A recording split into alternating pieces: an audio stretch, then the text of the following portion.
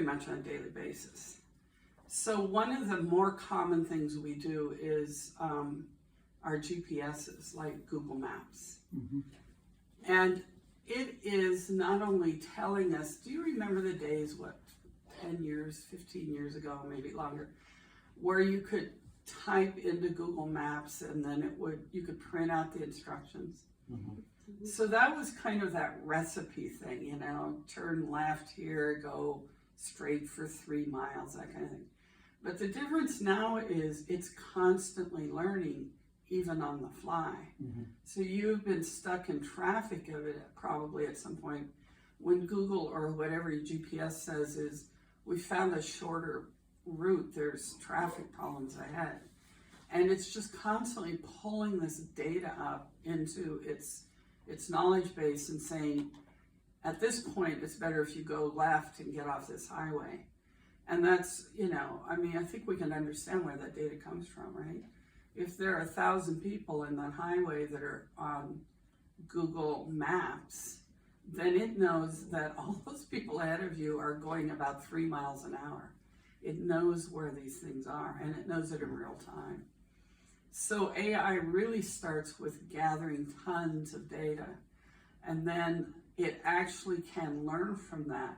And so when it predicts that you're going to be, behind this big backup, which I was heading off to one of the ferries, it said you'll be delayed about an hour and 20 minutes. But in fact, it doesn't really know.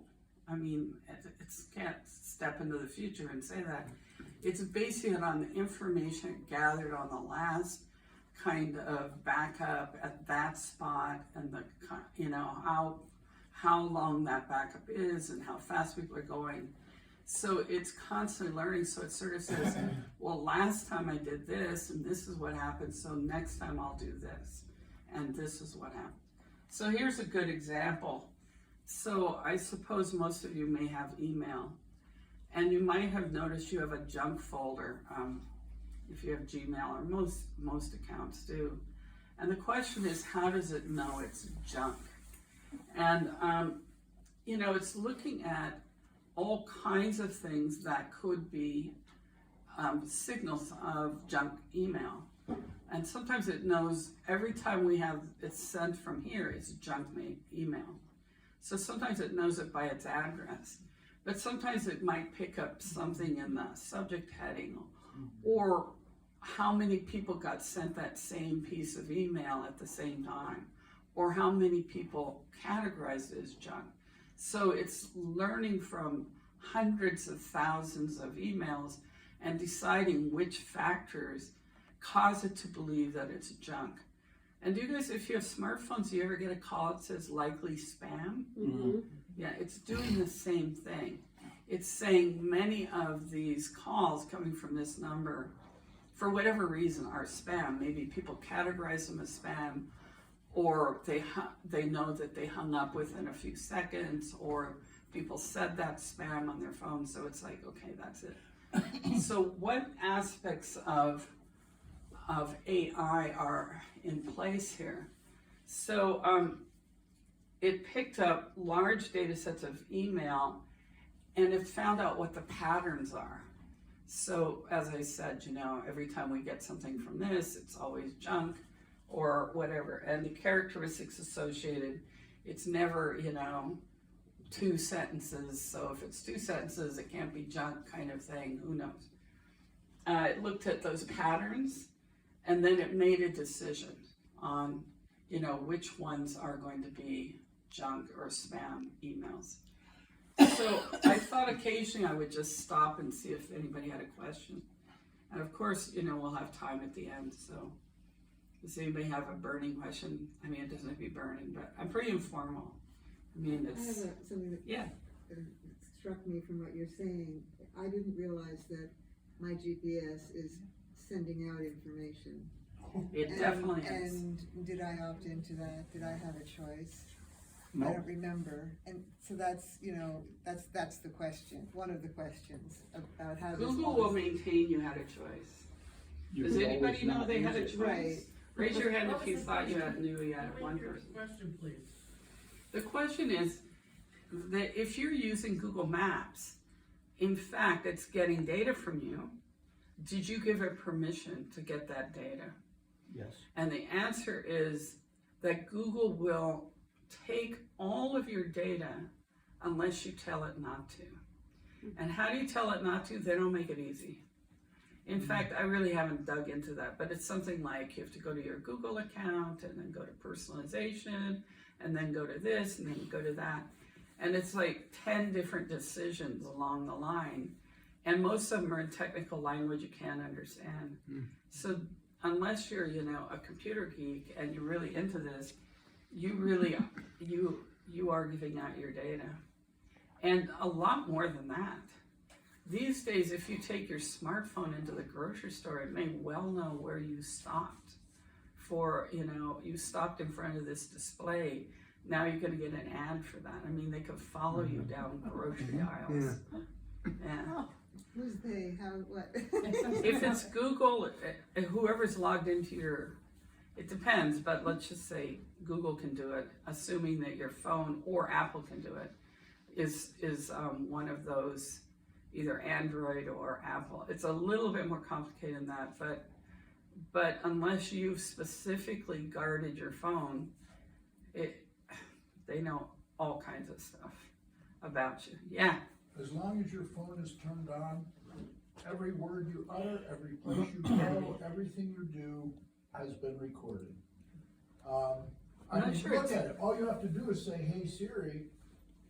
That means they are listening to every sound that phone can pick up and saying, "Oh, now they want my attention," but they're looking at all of it. That could well be, in theory, if you haven't engaged Siri, it gets thrown away in a few minutes, but I'm with you, we don't really know. In fact, a really good friend of mine is extremely high up in some African country trying to get them on a better road. And last time I saw him, I brought him these sleeves you can now put your phone in that completely block all signal. Because he knows, just like you probably know, even if you turn your phone off, there are programs that'll keep it on. Now, unless you're doing really high level strategic work, not everybody wants to listen to things when you turn your phone off, but you don't know that. So yeah, I mean, yeah.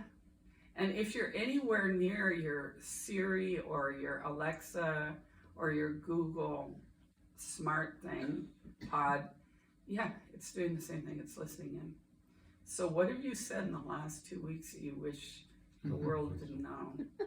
Are you having an affair? It probably knows. Yeah, go ahead. And one of the things, one of my current annoyances is the prevalence of advertising on my small format iPad, because it crowds the screen so much that you have to figure out where you can touch the screen without going to that location. Yeah. What I want to know is, are they paying attention to that, or are they modifying their behavior according to what I do? Absolutely. If I don't click on those things, if I avoid those, will they stop doing it? Well, no, they'll notice you haven't clicked on it.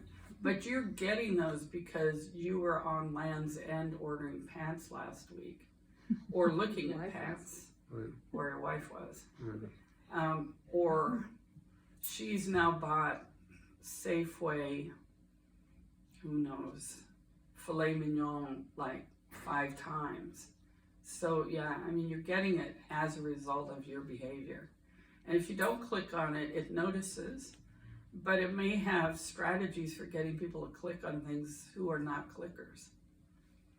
I guess you can completely just never click. Does anybody ever not ever click? Then it'll notice what you do click on. Yeah, I mean, it's getting really, really good, and it's very hard to avoid it. I keep thinking, is there a place in the world where you could go and be completely off the grid? And I'm not sure I have an answer. I haven't really thought about a place you could do that anymore. If you want to phone at all, you're going to be tracked. And the U.S. made sure that in African countries, the last ones, that no matter where you are, you have to go into an office and sign up and show your ID to get a SIM card. Of course, if you know what you're doing, you can get off the grid Chinese SIM cards. I don't know whose data that is anymore, but anyway, yeah. I'm happy to answer these questions. Let's go a little bit more. So here's some typical uses like Google Maps. 40 years ago when you went to the doctor and they're trying to figure out what's wrong with you, he might say, I'll be back in a few minutes. He went back in his office, looked at his medical textbooks, maybe made a phone call, something like that. Tried to, look back at another case he had that was similar. And that was his database. That's what he knew and how he could access it. There may have been a specialist, if you're in a rural area at a hospital, he might have ultimately said, come back, I'll give you some news in a week or so. These days, if you go see the doctor's typing away on a computer, even as you talk often. And part of that is, it's sort of more efficient records that are digital. But in fact, you are being put into a huge, huge database. And all of that information is quickly being processed.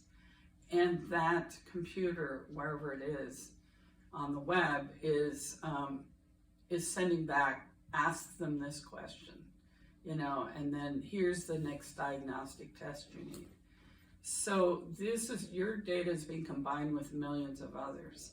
Now, who's doing that? Actually, my brother is a medical doctor, and he worked for a company in India who was doing that. And they had like him as the white guy front, a small office near the Houston airport, I think, and everything else was in India.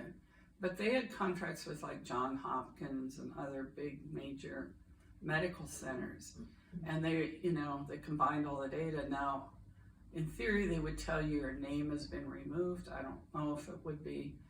But the point here is like everybody who had these 5 symptoms, they can now look at that and say, this is the likely next step. Here's the probabilities. So medical diagnoses and medical research are changing very, very rapidly with AI. You could see that behind everything is like huge amounts of data, right? And we couldn't do that even 20 years ago. We had pretty powerful computers that could do lots of things, but this takes mammoth computers that are networked together. And so only recently do we have the computing power to process this and very fast. So you know that when you turn on Netflix or Spotify, I was just at a friend's house a couple days ago, and I went into their Netflix, and they had all kinds of really interesting movies being suggested. I thought, I wouldn't know where to find these on mine because Netflix has determined I like X and Y, and that's it. So I never get exposed to all these others. I'm sure they're there. I could ask for them, but... That's why the search bar is still there. Yeah, right, exactly. That's how you tune them, is by searching for things that they're not delivering to you. Yeah, and actually there's a secret. Apparently Netflix has categories. I think it's 3 numbers or 4 numbers you can put in that search. And I like politics. I think it's 1661, and you'll get all the movies related to politics. So somewhere on the web, if you want to look it up, look up Netflix codes, and you just put a code in and find the movies. Yeah, I just discovered this. Yeah. Where is all this stuff researched?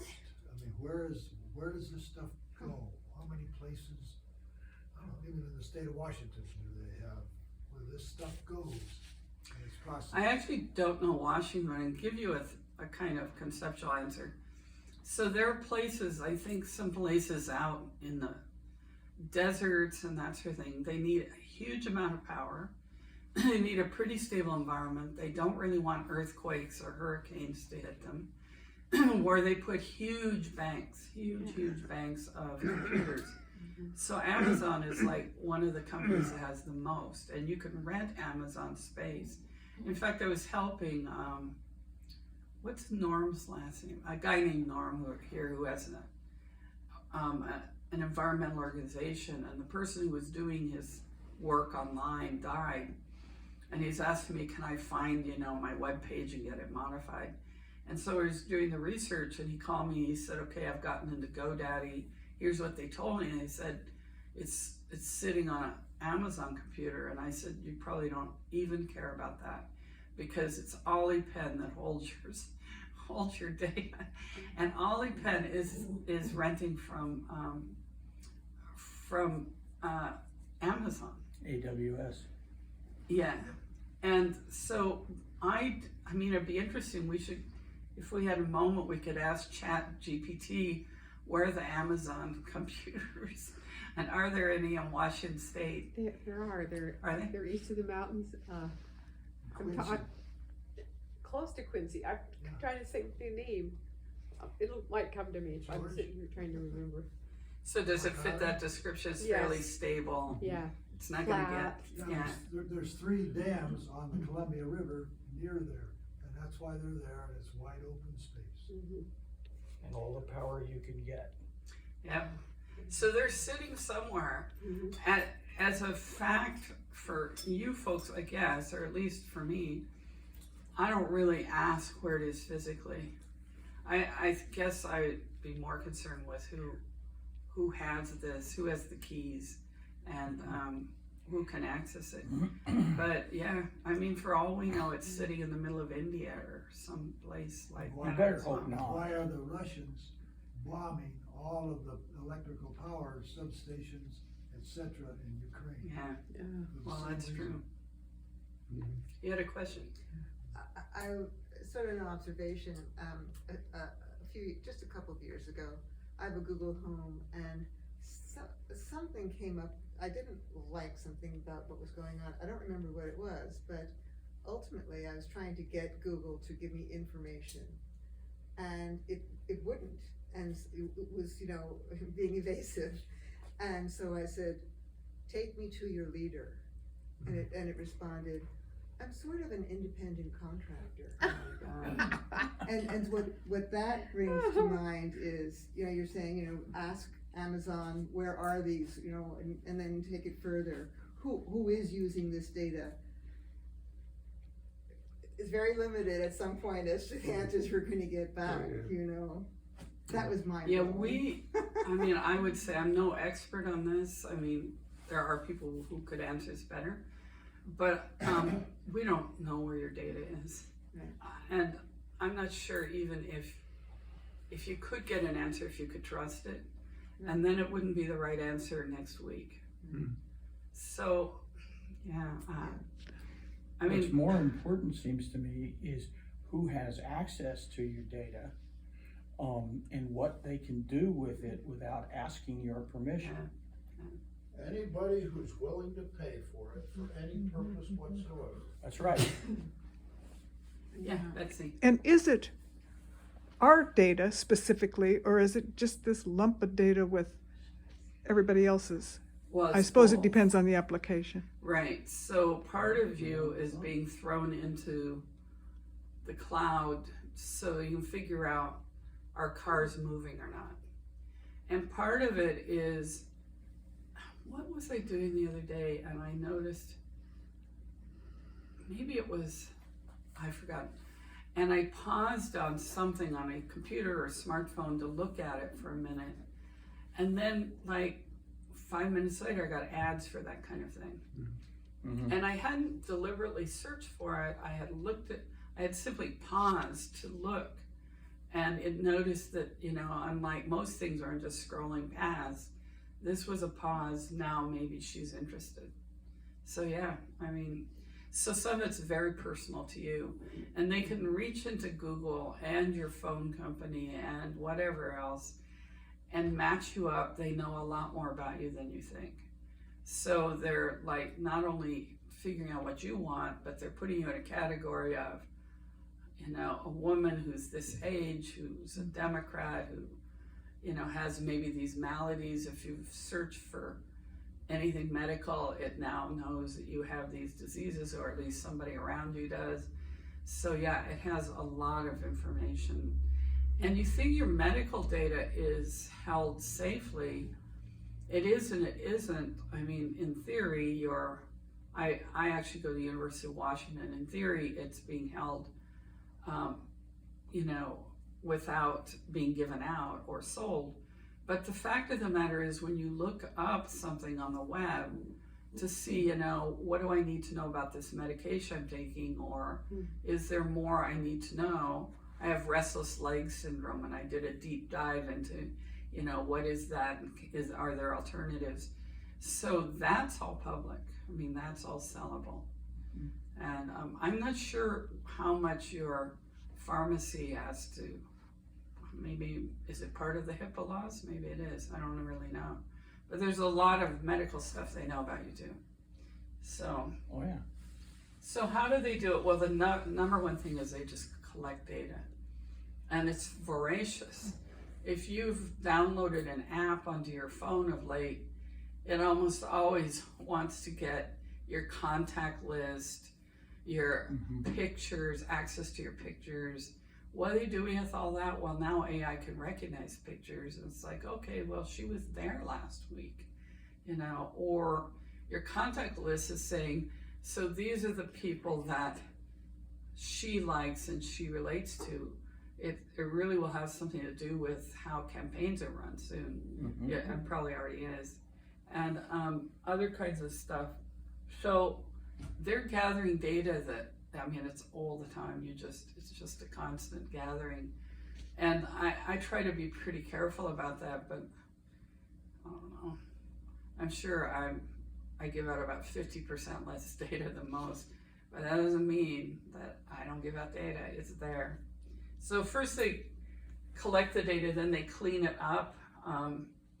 So strange occurrences, odd people, whatever. It's the standard stuff you learn in graduate school when you're learning how to handle data. You get rid of the weird stuff. And then I wanted to tell you about choosing an algorithm. I'm gonna help you in a minute with that, but that's like, so what data do we need to predict this thing, and how do we combine it? That's kind of an algorithm. But I think I can give you an example and make that obvious. Then it runs it through a computer. It says, well, did we predict that traffic accident well? Oh, we were 10 minutes off. Okay, what was the problem? Let's train it again. Let's run it again. Gets more and more accurate. It says, oh, we should have considered that, you know, they have to cross a bridge first, you know, and we forgot to include the bridge or whatever. And then they test it to see how accurate it is. And then they send it off and say, go do your thing. So if it's Google Maps, you know, like try to give people an accurate picture of where they need to go and how fast they can get there. And then it constantly learns. So if it told me I'd be an hour and 20 minutes late, fortunately I was going quite early. But if it had been off, it would have learned from that. Even if it was accurate, it would have learned from that. Because it would say, well, that was an accurate prediction. So, yeah. Sorry. So we're already at the point where it's being done automatically within the AI system. It's not people that are analyzing the data. The system is what I call a system, you know, the non-human intervention at this point. Yeah, so that's part of what is called machine learning, is we've now taught machines how to learn themselves. So they're looking at and saying, when was I accurate, when wasn't I, and what can I learn from that? And that's AI, I mean, that's what That's the machine itself. So the fear, of course, is that at some point, we'll get to a point where a computer makes a decision that we would never have made, and it's off and running. Right. And, you know, you can hope that you can pull the plug, but the biggest systems have several backups. So you can't just like pull a plug easily. So an example, it may actually be in the last video I'm going to show you. There's one other video, but the guy who just got fired, who was in charge of ChatGPT, and then he got pulled off to Microsoft, and he got hired back. And I think it was him who said, you know, when you have something complex to do, like I had to get to a periodontist, you know, this last Monday and then back here. And it's like, okay, if I leave at this time from here, and if I do this, and I need to run this errand along the way, and blah, blah, blah. So when you have something complex to do, you just break up the task, right? And just say, first I'll do this, do this. So if AI is given a task, it may well say, well, the first thing I need to do is get more control over the systems. Because, you know, if I have to base it on this and this, and I'm not in control of that, well, then I can't be as accurate. So it'll pull in a new system and say, I'm in control of you. So essentially, in order to complete its task, it just gets more and more and more control. Something that we wouldn't have wanted, but we couldn't have predicted because it's just trying to do its task well. And so we end up with systems that are out of control. Skynet. What's that? Skynet from the Terminator movies back on. Oh, yeah. There's a lot of science fiction movies that have kind of gone into these scenarios. Yeah. So. One of the problems that you brought up there is data collection. For the large language modules like ChatGPT, they have to collect stuff that's been written by people. I found out about 6 weeks ago that everything I've ever written and published has been scraped by either ChatGPT or one of its sisters. And I'm not getting any remuneration for that. They just stole every bit of intellectual property that I've done. So the current ChatGPT is kind of text-based, and they have what he called scrapes. Like scraping is just the term for going through all the systems it can find and gathering that stuff in and putting it inside a system so that it can predict kinds of questions and answers that you might want and that sort of thing. So they think that not only are all the published newspaper stuff, but even some copyrighted books and that kind of thing got pulled into that system because ChatGPT not only needs to know what the answer is, but how to phrase it like a human would phrase it. So they say, oh, well, they would say this. They would, say, well, this is a good question, but first we need to have you to think about this so it answers in a human-like way. And when I was in Korea, I was at their top university there, and they had just started to bring in foreign professors. So actually, I think I was the first one hired. And but it was explicitly a bilingual campus. To get admitted as students, you had to pass an English test. So they were all good enough to take a course in English. I mean, if I taught in English, they could understand it. But I would sometimes get stuff in my inbox that was in Korean. And I actually learned to read Korean a little so I could read the subject lines or who was and sort of sort through it.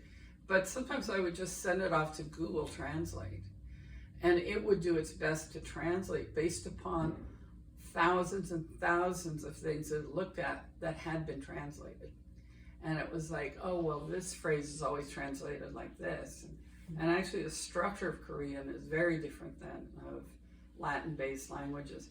And it would give me, a pretty good translation. And then it would ask me, do you see any mistakes? And I'd correct 2 or 3 things in there just to help them out. They don't need me anymore. She says bitterly. Yeah. Well, they should never have been asking me about language. I'm much better with numbers anyway. But yeah, I mean, they wouldn't bother anymore. They have thousands and thousands and maybe millions of documents that have been translated. So it's helping them do really accurate translations. What you just said was really interesting, though, how quickly they can accumulate that much data, and that's the big breakthrough. Yeah. It's the ability to get all that data because it's been digitized and then to put it into a system and a computing system that I think this guy who got fired and then rehired, I think that company needed $7 billion to get the computing power enough to get ChatGPT working. That's just the machine. That's just like the computers, to say nothing of the people. It's expensive to do all this. So I thought I would, go ahead. Only real quickly, that I read a good article in the Atlantic about that whole thing too, and that the problem was basically whether this work is going to be for humanity's benefit or whether it's going to be for profit. And that's where we obviously are it's gonna right be for today. Of profit. course, of course. That's my problems with all of the AI constellation of things is who gets access to your data, who can make money on your data, and how much control you have over your data. Well, and all the artistic Yeah. stuff that's been stolen already. Every story I've ever written. Sorry. Yes, so the question is, what's the motivation? Ultimately, at least in our system, it will be profits. Of course, it's not to say there aren't nonprofits who will also use it in productive ways, and you can use it in productive ways. But the actual, nobody spends $7 billion on computing power without the notion that it's going to pay off. So how we regulate it, when, if, I don't have any better answers than you folks. But for sure we know that the real motivation behind all this is going to be money. For sure. So I was just going to ask you, I have to put the mic down while I get answers, but you're a pretty tuned in group. So hey, I have a question. Which factors are more likely to predict whether a registered Democrat will cast a ballot in a presidential election? So I'm going to put the mic down and maybe talk loud. So who has something they can contribute? I'll put one in as gender, right? Yeah, age.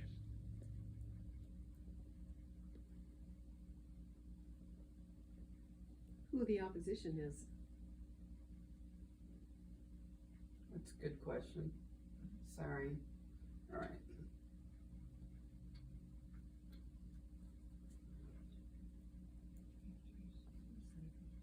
Actually, in both directions.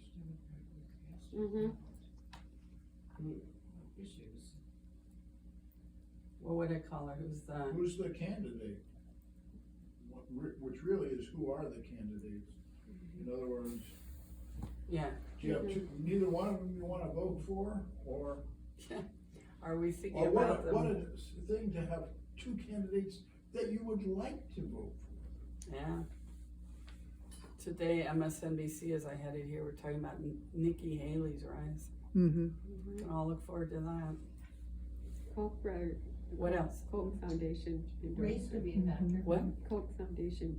Oh, endorsed it. so Backing maybe her, dark yeah. money. Well, Yeah. Yeah, should I put in? right, so. Who else said something in the back? I said race.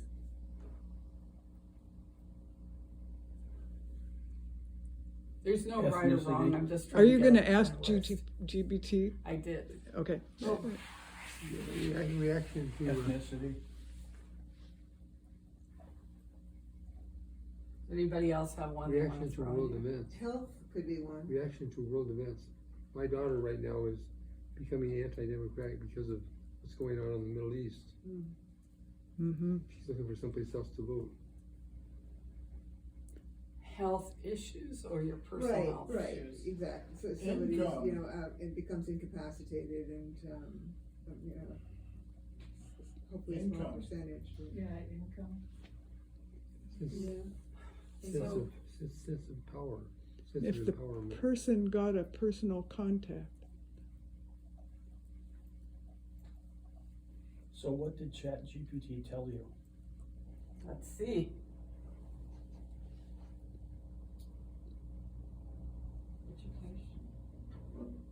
There's more here. I'll have to scroll Oh, it down.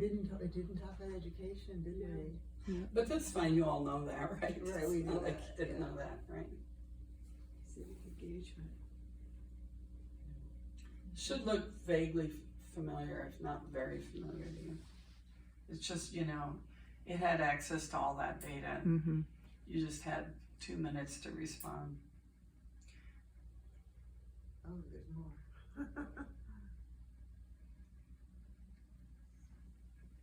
Yep, we know all those things, don't we all? So, my point here is, yeah, go ahead. I didn't finish reading. Okay, I got it. No, I can leave it there. Actually, I can give this to Betsy, who could probably make it available to all you guys. Sure, thank you. So, That'd be great.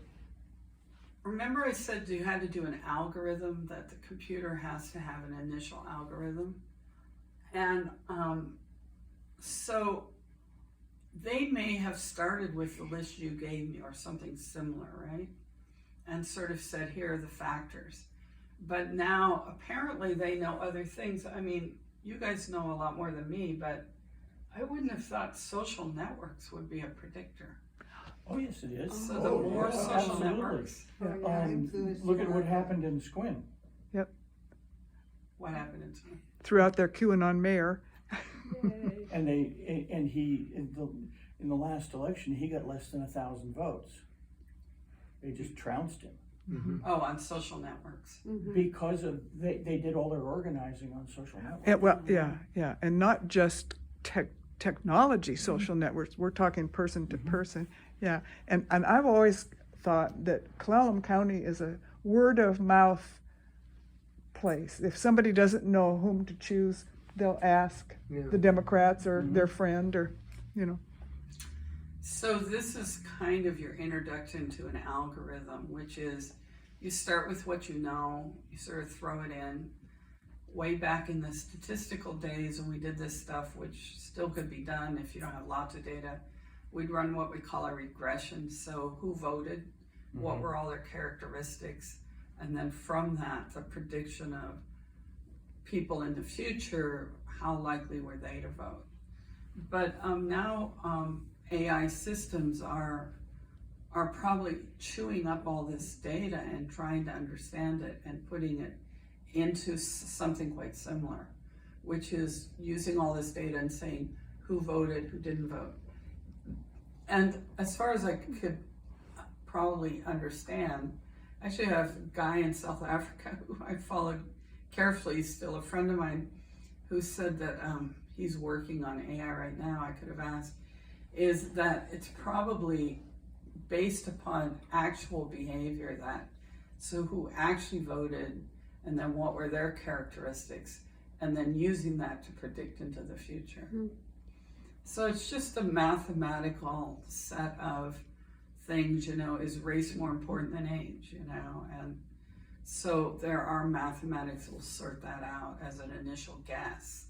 They can throw that in, and then the machine learns from that, and it says, yeah, but, you know, people who shop at Safeway and not at, who knows, the discount grocery store are more likely to vote.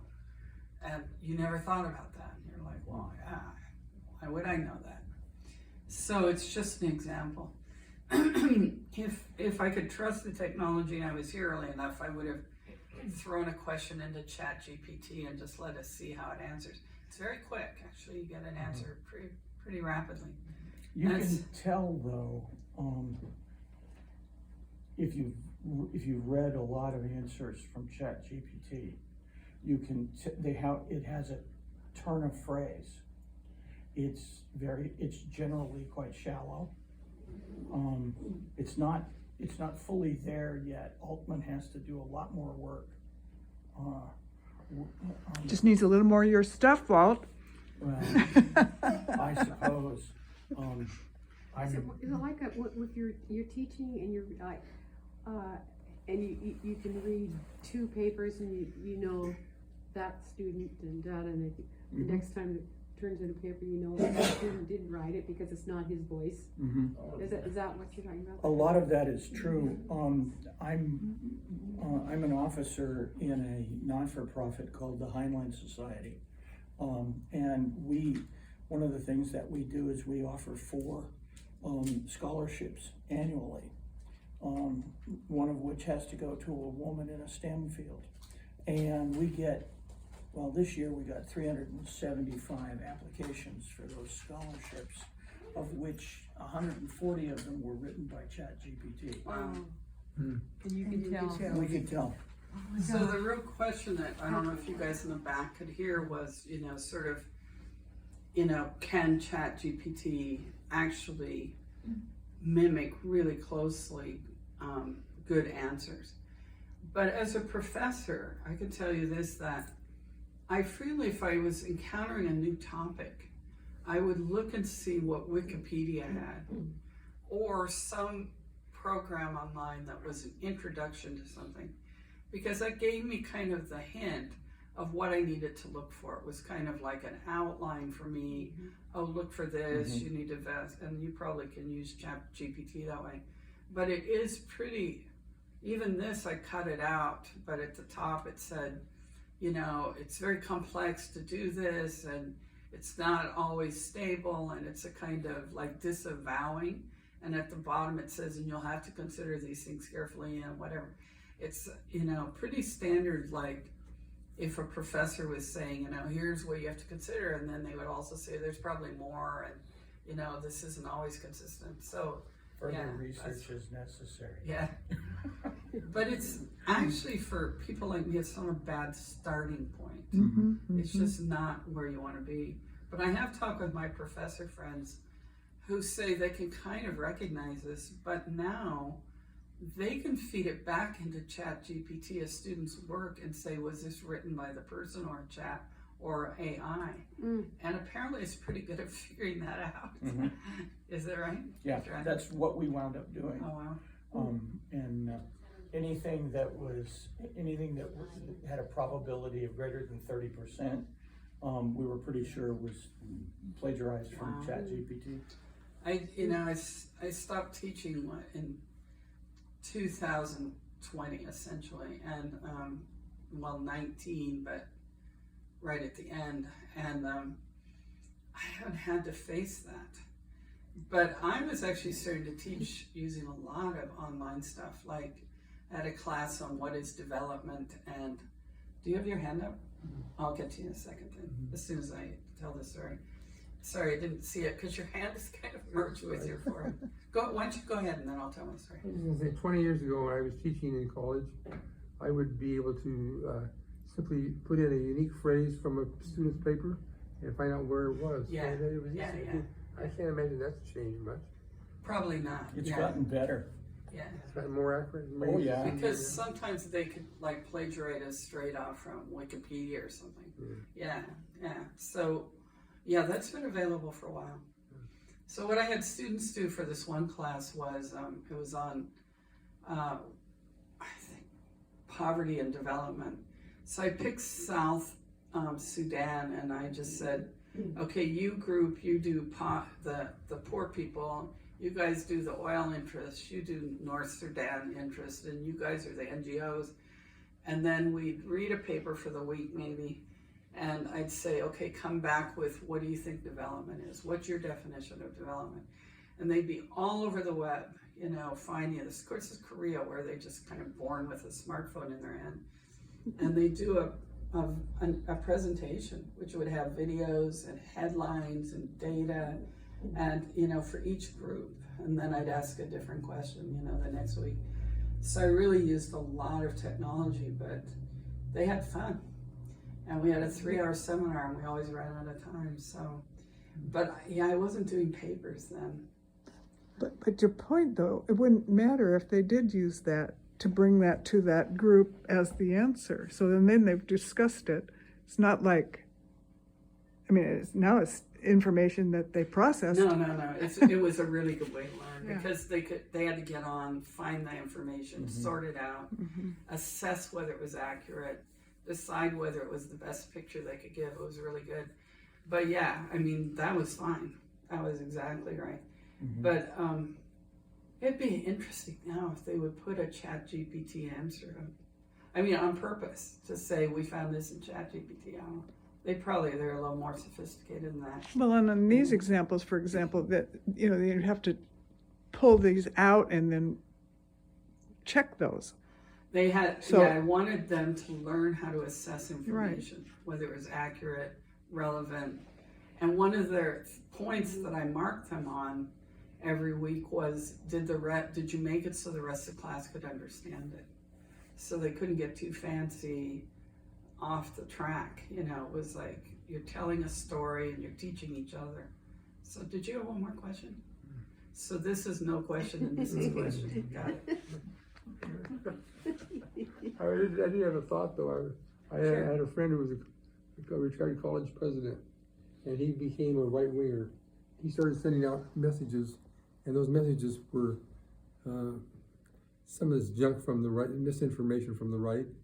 And I would send him an email that said, "Look, if you look at this site, you can see that it's not true. What you sent out is not true." He wouldn't respond to that. And finally, I told him, I said, you should send this correction to all of your correspondents. He finally cut me off. He took me off his list. I was Don't just care. some analyst who'd studied many people from the right, and her statement was, because it wasn't about facts for them, so it was what they were, when they hear Trump, they hear that they're saying the same things to themselves. So it's a kind of self-validating, That's what my wife says. She's 40 years as a deep dive qualitative practitioner, consumer psychology, and that's exactly what she says. Wow. It's not about facts. Apparently not.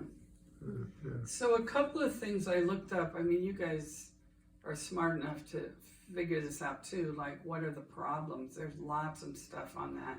Just type into Google, you know, what is AI going to do, the negative stuff it's going to have on campaigns, and lots on good stuff. But a couple I thought were worth pointing out. One is this liar's dividend. You can just imagine Trump, like somebody will come up with a video and he'll say that wasn't me, that was created. And of course, you know, somebody can probably ferret that out, but it doesn't matter. It's people who follow him have already believed that.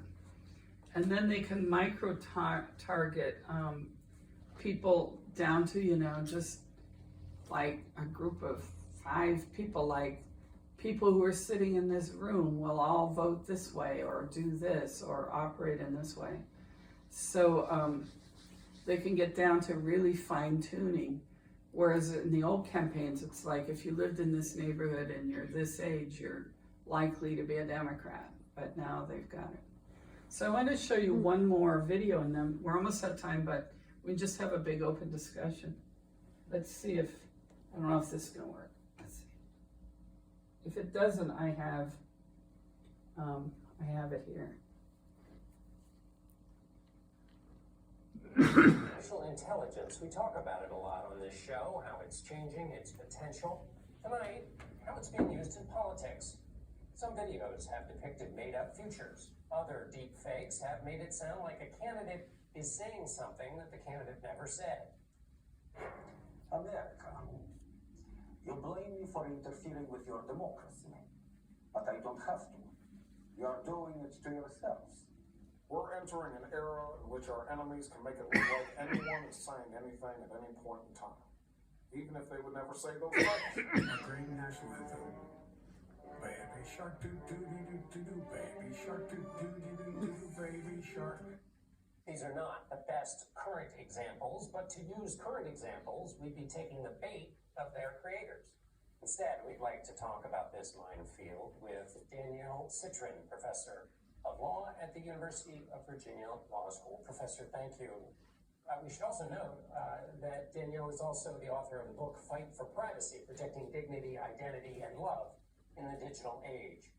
So, Professor, we've been wrestling with misinformation and disinformation for a while. What's the additional harm from artificial intelligence and the use of deep fakes with respect to the matter of just truth?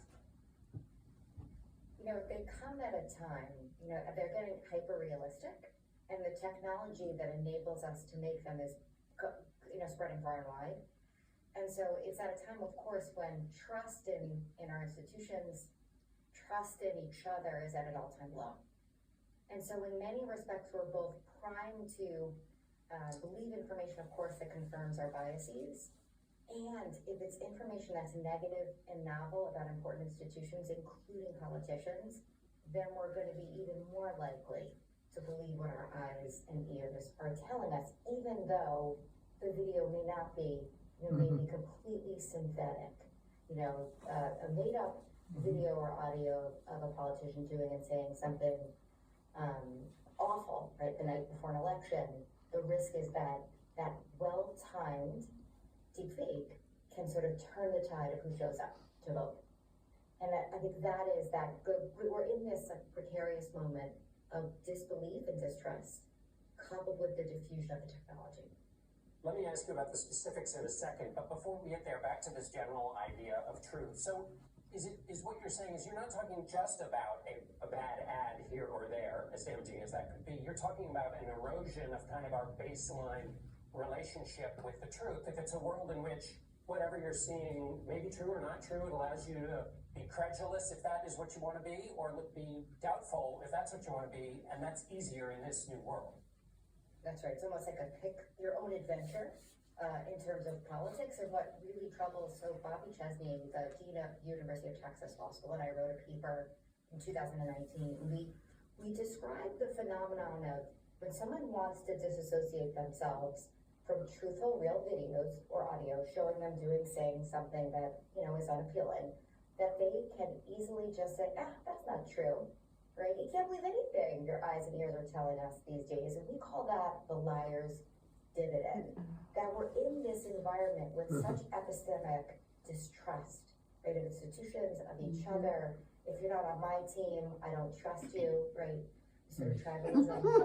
That I think we worry that not only will we immediately choose our adventure of what we want to believe, right, confirmation bias, but that when the truth is out there, right, showing someone faithfully doing something, they can easily just point to it and say, you can't believe anything these days, right? And we saw, the President Trump tried to do that with the Access Hollywood tape, and at the time, I think it just kind of rolled off our shoulders, right? It was long enough ago, but I think we're in a moment of sort of truth crisis. So then, as the last question, when we address this, give us a sense of whether you think there needs to be some kind of regulation, and as you explain in your answer, what rights do we have to keep in mind that would have to be a part of any kind of solution to this moment we're in?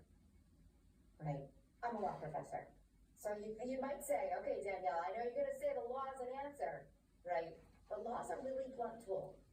And especially when it comes to politics and public discourse around elections, I worry that when we start crafting laws that are designed to address lies about politics, that it's going to be really hard to craft those laws, and the trade-off might be pretty significant. So you might be able to address kind of deep fakery related to defamation, right? We can do that in the law.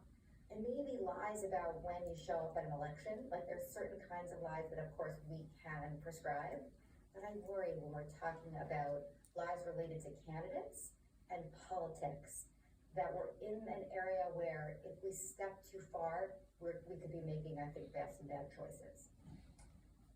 Danielle Citron, we're going to be back to you on this question, but we really appreciate you being with us tonight. UVA law professor and author of Fight for Privacy. Thank you so much. Thank you. So, that's kind of the end of things I thought I would talk about, but I'm sure all of you would just love to say something to each other or have more questions. Please feel free. Yeah. Well, I just connected this with Oppenheimer, and the sense that if we don't invent this, somebody will. I mean, science comes along and it presents us with these horrible moral dilemmas, and that's where religion came from. Humans are able to choose a good thing or an evil thing, and then we do. Yeah. And so here we are in the same kind of boat, I think, as with the atom bomb. It may even be worse than that, Mhm. because what we're looking at is not only can you use AI for this kind of thing, but you can also use AI for and its machine learning and algorithm tuning components to do things in manufacturing, in customer service. I have a friend who says that if you work in customer service now, you will be unemployed in 5 years. All customer service in 5 years will be done by AI voice bots. And unfortunately, I agree with him. Probably right. The problem with all of the applications and things like manufacturing is it's taken 3 strikes so far this year. The automobile strike, the writers' strike, the actors' strike. They were all about the uses of AI instead of using people. And luckily, we've come pretty close to winning all 3 of them so far. But the problem's going to be the vast number of people who are going to be just completely left out in the cold. The only thing in history that it really can be compared to is the mechanization of weaving in England that Ned Ludd, the eponymous Luddite, started destroying looms for, because it wasn't about the power loom. It was about the fact that there were 300,000 or 400,000 people who were working at home in their cottages using a put-out system where they got the wool and they weaved it and took it back and got paid. And all of that stopped in a 5-year period, because in order to make the power looms work, you had to put them in big factories, and the big factories were water powered, so you couldn't be in your cottage, and that completely displaced 300,000 or 400,000 people In 5 years. in 5 years. And that same sort of thing is likely to happen now. Well, and that goes back to what Lynn's career has been in working with economics and thinking about putting value in connecting with the community. You know, I have a hard time putting my head around the concept of knowledge economy. So, okay, how do we get our house payment out of that, knowing some stuff? You know. The more you know that other people don't know is the value of the knowledge that you have. Okay, but how about the average guy that doesn't have very much knowledge? So what's your question, Betsy? Yeah. What? About